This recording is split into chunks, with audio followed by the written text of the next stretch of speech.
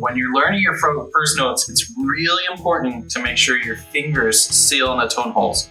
So you want to really put the flesh of the fingers into each tone hole and feel it seal and kind of cup with each one.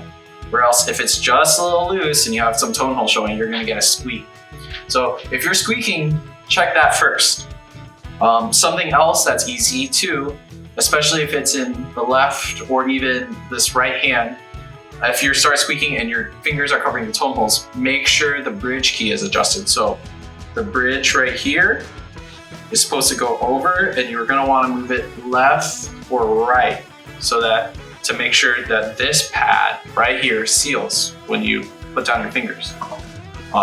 Outside of that, if it starts squeaking and you know it's not a chipped reed or anything like that, you can see your reed looks perfect and everything looks good, you might want to take it to a repair technician because that might be a sign that one of your pads is leaking.